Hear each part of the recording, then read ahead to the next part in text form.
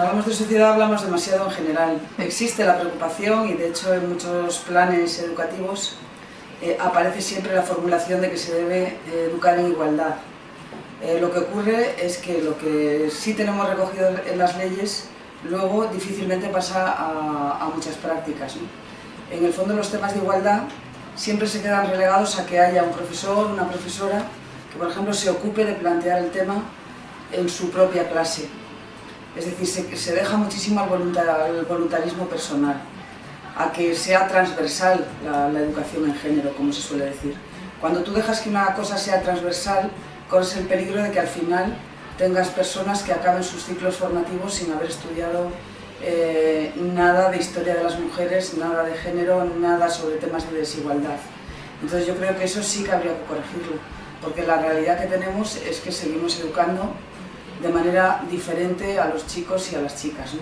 Ya no tanto a lo mejor respecto al mundo laboral, por ejemplo, pero sí respecto, yo qué sé, a la cuestión sentimental, al tema de cuáles son sus expectativas en la vida, ¿no? Qué pueden estudiar, qué pueden hacer, etcétera. Sí que existen muchísimas diferencias todavía.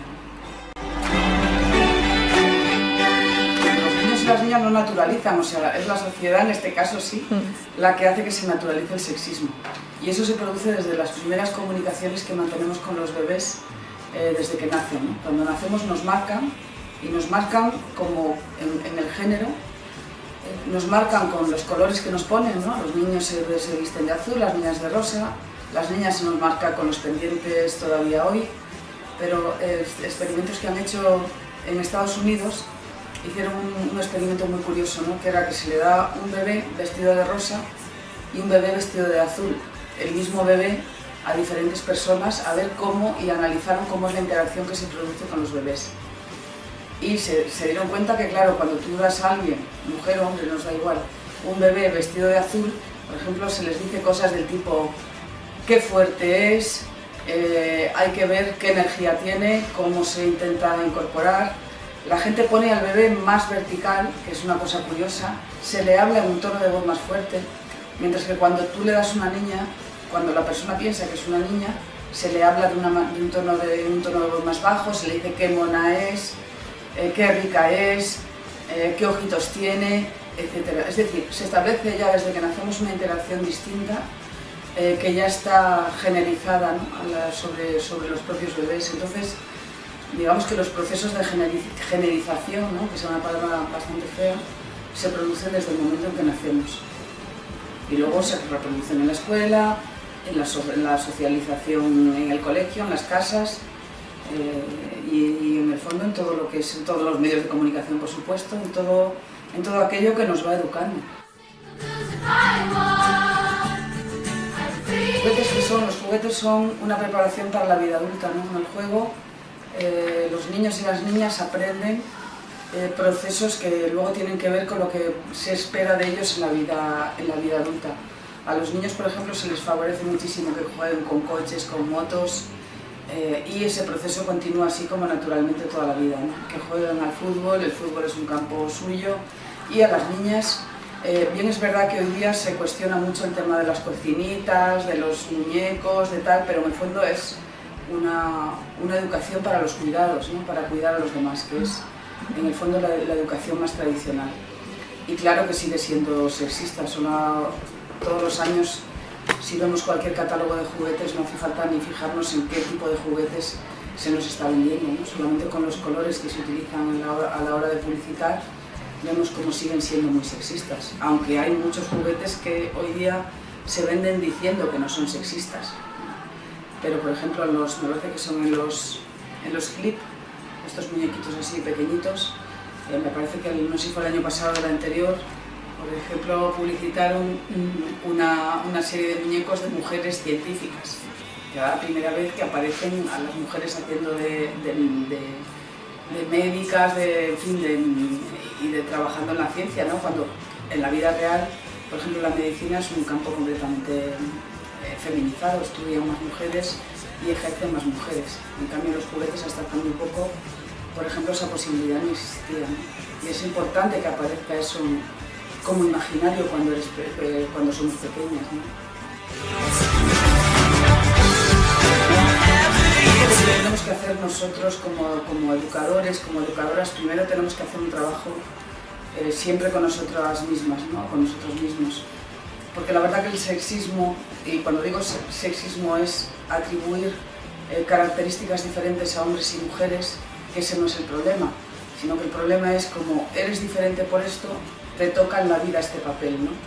Eso lo tenemos tan impregnado que es muy difícil, digamos, sustraernos a eso, ¿no? Entonces, como educadores, como padres, como madres, deberíamos hacer una reflexión muy grande sobre qué estamos haciendo, porque lo hacemos de manera muy inconsciente, ¿no? Entonces, dar consejos así en general es muy difícil, ¿no? Sobre todo utilizar, yo diría, el sentido común e intentar no estar marcando siempre pautas diciendo que las niñas somos una cosa y los niños son otra cosa, ¿no? Sobre todo trabajar en qué tenemos en común, en qué nos parecemos, porque al fin y al cabo tenemos que hacer una vida en común, ¿no? Totalmente, claro, porque los medios hoy día educan a la gente y están realizando un papel que antes pues cumplían más los libros, cumplían más la interacción entre las personas dentro de los grupos familiares, en los colegios. Hoy día la gente se educa en los medios y en las nuevas tecnologías muchísimo. Y no digo yo que creen el sexismo, sino que reproducen el sexismo que ya existe y al mismo tiempo lo amplifican.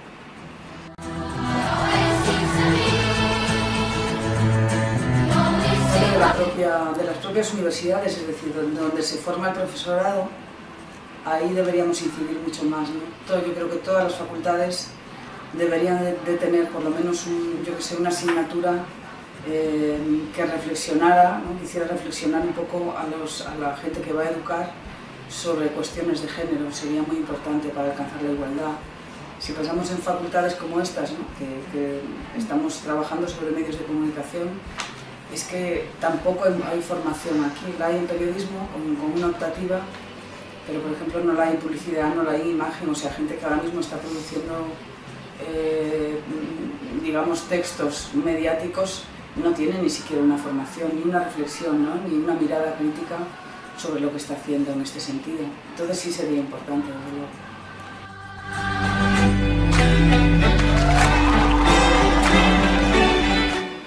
Bueno, pues quienes las fomentan, bueno, las fomentamos entre todos, ¿no?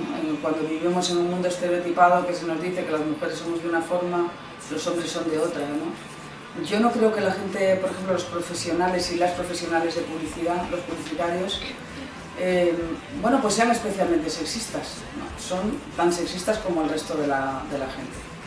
Incluso hay mucha gente que trabaja en publicidad que hace esfuerzos por hacer una publicidad no sexista. Ahora me estoy acordando de las campañas que ha hecho, por ejemplo, Campo Frío, ¿no? Presentando otro tipo de mujeres y demás, ¿no? O sea que lo que está en la vida está en la publicidad, ¿no? El discurso igualitario está ya en la sociedad y la publicidad también lo reproduce, ¿no? Entonces tenemos un mundo sexista y la publicidad reproduce en muchos casos el sexismo, pero en otros casos no, ¿eh? En otros casos vemos muchos ejemplos en publicidad que, bueno, pues que reconocen otros papeles a las mujeres más activos y tal. O sea, que la publicidad no es un mundo aparte. Es un mundo, claro, ¿qué le ocurre? Que es un mundo muy visible, muy espectacular, porque es espectáculo, ¿no? La publicidad es espectáculo, es imaginación, es un mundo imaginario, y a mí no me parece que sea el peor de los mundos ahora mismo, ¿no? Porque al mismo tiempo también sabemos que lo que nos da la publicidad no es verdad, ¿no? Todo el mundo que vemos un anuncio sabemos que si nos damos una crema, pues no nos vamos a quitar años, ni vamos a tener, en fin, un éxito tremendo si vamos a la calle, vamos a ligar muchísimo, eso lo sabemos por experiencia, ¿no? Es decir, sabemos que la publicidad no es verdad, o sea, no funciona como funciona en ese mundo, ¿no? Me parece más peligroso otras cosas, como, por ejemplo, yo qué sé, cuando hablamos de ficción televisiva, que eso a veces nos la creemos más, ¿no? Cuando hablamos de información, cuando hablamos del mundo en serio, no como cuando hablamos del mundo en publicidad, que hablamos como imaginariamente, ¿no? Y el sexismo también existe, ¿no? En la prensa, en la televisión, ¿no? O sea que no me parece el peor de los mundos, de verdad, la publicidad. Se dan procesos sin sujeto, ¿no? Es decir, no tenemos ahí un gran hermano diciendo vamos a mantener las estructuras del patriarcado y para que las mujeres estén sometidas. esa es la paradoja, que no tenemos un sujeto personal detrás decidiendo esto, ¿no? Pero la sociedad tiene unas dinámicas y lo que es, por ejemplo, lo que vivimos ahora se ha estado conformando a lo largo de 3 siglos, ¿no? De 3 o 4 siglos que llevamos de sistema capitalista, ¿no? El sistema burgués que nos decía a las mujeres hasta principios del siglo XX, pues en la casa, los hombres en la fábrica, manteniendo lo que era el sistema social, ¿no? Ahora todo este panorama ha cambiado. Desde luego a los mercados les sigue interesando que exista una diferencia importante, porque si hablamos a nivel global, por ejemplo, claro, nosotros vivimos en un mundo donde no percibimos tanta diferencia, pero en el mundo, los últimos datos de la ONU, si no me equivoco, decían que solamente el 5% de la riqueza del mundo está en manos de mujeres. Efectivamente, hay un poder que sigue siendo masculino en la economía, que le interesa que esto siga siendo así, ¿no? Porque en el fondo, digamos que las dinámicas de poder tienden a reproducirse y a mantenerse. Nadie que está en el poder dice, bueno, voy a regalar lo que tengo a los demás, ¿no? O sea, en esto se produce pues, una especie de lucha por una igualdad que pues a lo mejor en otras partes del mundo, en esto que llamamos primer mundo, pues eso a lo mejor está más equilibrado. Pero hay siempre una tensión, ¿no? Las mujeres siguen cobrando menos, se nos sigue criticando más por ciertas cosas en los medios, existe esa tensión, ¿no? Y la vemos muy latente. En otras partes del mundo esa tensión es que ni existe. Está la diferencia, ¿no? Entre hombres y mujeres, que bueno, ahí está. Pero claro que existen. ¿A qué le interesa? Bueno, los propios sistemas tienen autorreproducirse, ¿no? Lo que es el sistema de lo que han sido en España las autonomías ha sido un sistema muy positivo, ¿no? Para el desarrollo de las distintas pues, regiones, nacionales y sentimientos nacionales, no sé qué, en España, está clarísimo, ¿no? Porque ya tengo una vida larga y, por ejemplo, cuando yo era niña, si vivías en un pueblo en Castilla o en Galicia, estabas muy aislada, era un proceso de aislamiento, no tenías derecho a los mismos recursos y tal. Hoy día podemos decir que incluso la calidad de vida es mejor, yo que sé, en Valladolid, que me voy dentro de unos días, que en Madrid, o sea, en sitios más pequeños. ¿Por qué? Porque ha habido una organización territorial que ha sido muy positiva en el sentido de que se han desarrollado cosas, ¿no? Entre otras, el sistema educativo, las universidades en los sitios, y eso ha sido muy positivo. Ahora bien, también digo que hay ciertos problemas que deberían resolverse, sobre todo cuando afectan precisamente a la educación o a la sanidad, ¿no? O sea, a veces es dificultoso, yo que sé, traerte una persona enferma, tu madre que reside en una comunidad autónoma, la tienes que traer contigo a otra porque tú resides en otra, y ahí tenemos ciertos problemas a lo mejor legales, tal, que nos dificulta un poco la vida, ¿no? Entonces yo creo que ese tipo de cosas habría que, o sea, llegar a unos mínimos de coordinación, es un problema de coordinación, y en la educación igual, ¿no? Se debería coordinar que lo que son los mínimos en cualquier cosa se velase porque se ofrezcan de igual manera en todas las comunidades autónomas, ¿no? Y que no tenga un disfrute mayor de, pues en este caso yo que sé, de igualdad o tal en una comunidad que en otra, eso está clarísimo, ¿no? Pero eso no es ir en contra del sistema, digamos, autonómico, ¿no?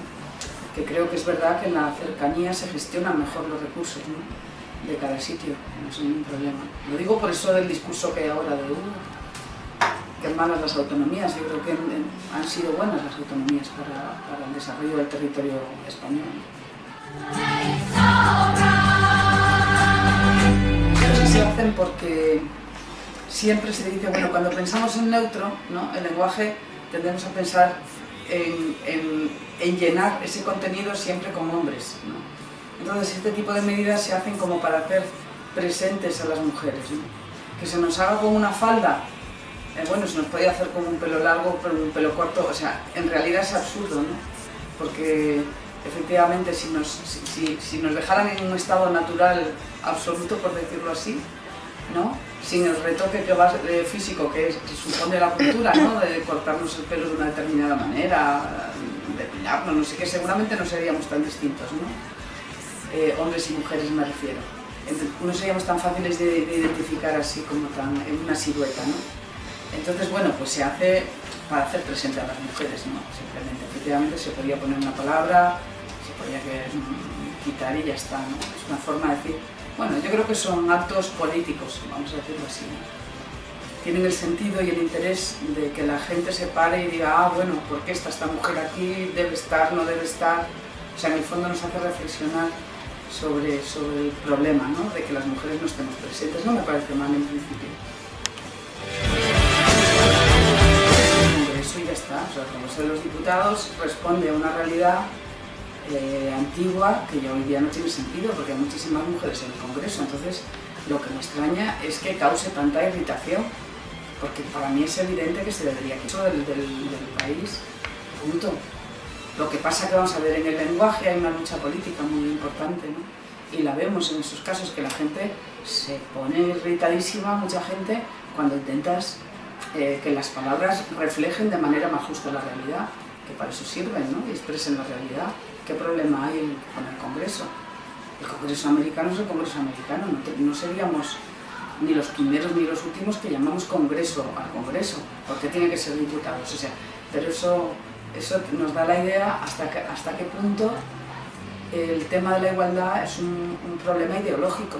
La gente tiene mucha gente un problema que es de tipo ideológico, pues que anda que sentirse como cuando hay un grupo de mujeres, o sea, estamos en grupo y hay más mujeres que hombres y nos tratamos en femenino, mucha gente es que le produce una irritación, y bueno, pero eso es el androcentrismo del lenguaje, ¿no? Que veamos con naturalidad, que mucha gente vea con naturalidad que tiene que ser de diputados y que ahí estamos incluidas nosotras, cuando no es verdad. O sea, que yo el lenguaje, claro que hay que corregirlo, claro que hay que ir cambiándolo, ¿no? Porque no es verdad que no represente a las mujeres igual que a los hombres.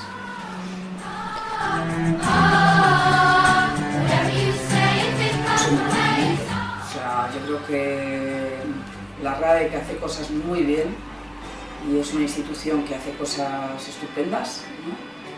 En esto tiene una postura totalmente ideológica y conservadora, ¿no? Porque además no es verdad, o sea, lo paradójico de todo esto es que si estudiamos literatura española, por ejemplo, en el periodo en que se escribió la Celestina está llena de referencias a señores y señoras.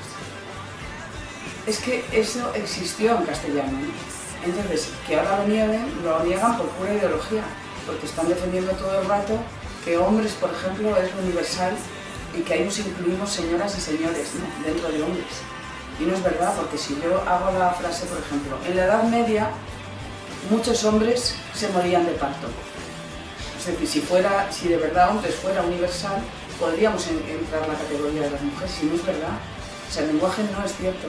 La realidad es que cuando existe un masculino, la categoría se llena mentalmente con un masculino. Y eso afecta mucho a la propia educación de las mujeres, que tenemos que aprender cuándo estamos incluidas en un masculino y cuándo estamos excluidas del masculino, ¿no? Y si no lo aprendes es que eres tonta, ¿no? Cuando una profesora dice niños al patio, ahí vamos todos y todas.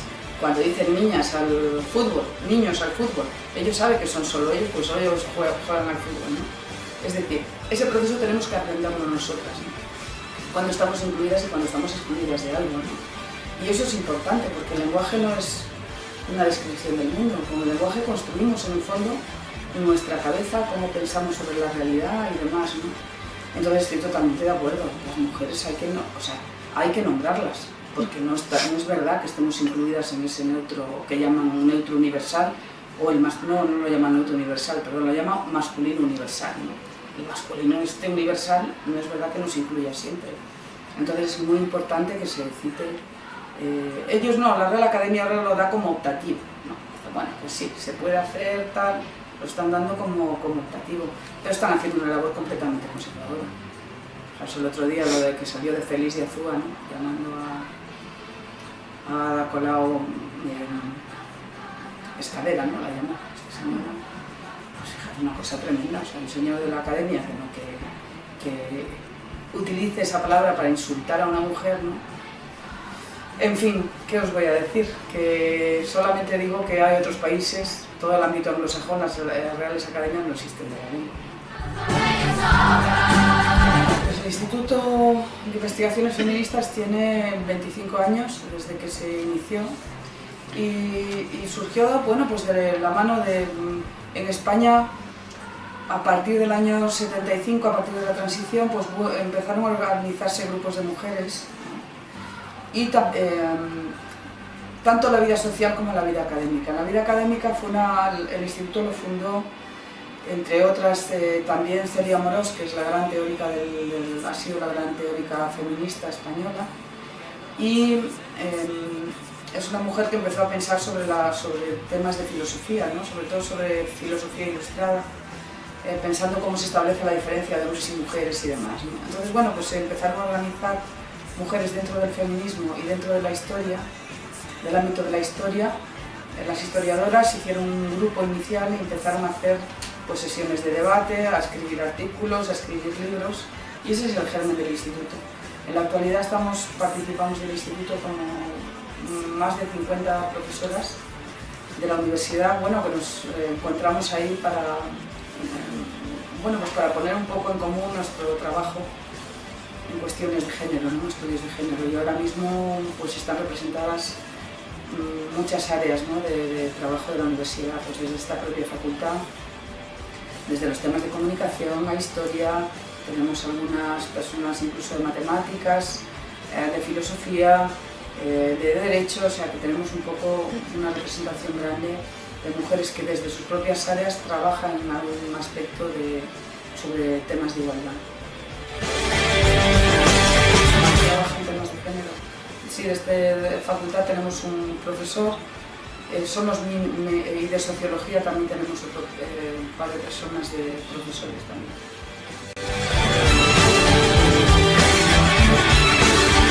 Bueno, sobre todo estar en contacto con gente, ¿no? Cuando trabajas en algo es muy diferente trabajar, nunca se trabaja en soledad y menos en estos temas, ¿no? Para los temas de igualdad, de feminismo, no son trabajos que se hagan en solitario, es decir, tienen un matiz que voy a definir como político, y eso necesita grupo, no es una actitud solo individual, necesitas trabajar en grupo, es muy enriquecedor y bueno, es como fundamental, ¿no? Tener gente para compartir, para debatir, para tomar una serie de acciones en común, porque estos temas de feminismo no es una cosa individual, ¿no? Las actitudes individuales, bueno, pues las tenemos, pero el feminismo sobre todo es una acción que tiene que ver con la organización, con lo social, nos aporta una cosa que ya yo diría que todas las universidades del mundo tienen ya, que es la cuestión de los estudios de género.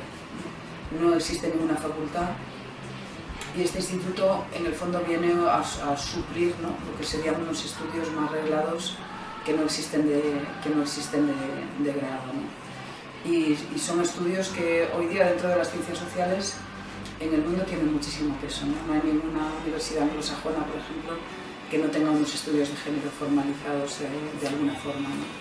Entonces yo creo que hoy día cualquier universidad, vamos a decir que moderna, ¿no? y un poco implicada con la sociedad en la que vive, necesita tener una serie de estudios de género, ¿no? Y proporcionar a la sociedad la posibilidad de estudiar y saber esto de qué va, ¿no?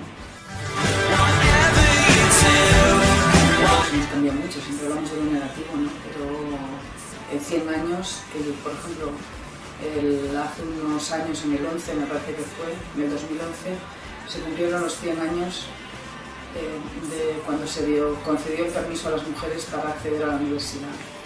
En estos 100 años, la realidad es que ahora en la Complutense hay más mujeres que hombres estudiando, por ejemplo, ¿no? Entonces esto ha sido un auténtico...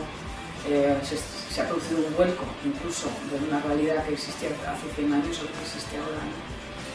Entonces todo esto sí que ha cambiado, nos quedan cosas por hacer. Por ejemplo, el problema, que yo considero que es un problema de la feminización de ciertas profesiones y masculinización de otras, ¿no? Que no se produzca un equilibrio en los desarrollos profesionales es importante. En la Complutense el año pasado se licenciaron, me parece que fueron un 17% solo de mujeres en informática y en lo que son ingenierías y carreras técnicas, ¿no?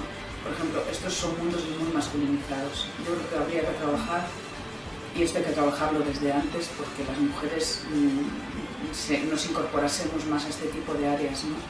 ¿Por qué? Porque hoy día, fijaros lo que es el poder, ¿no? Digamos que el poder de que está cambiando en el mundo es un poder que tiene que ver mucho hoy también con la tecnología, y las mujeres estamos excluidas, ¿no? Somos, por ejemplo, tanto más usuarias de Internet que ellos, pero lo que es el conocimiento especializado y tecnológico sobre todas las herramientas TIC y demás, sigue siendo un mundo masculino, y eso es preocupante para las mujeres, ¿no? Este gap que existe, las autoridades deberían trabajar para que se fueran equilibrando, porque tendríamos que estar ahí.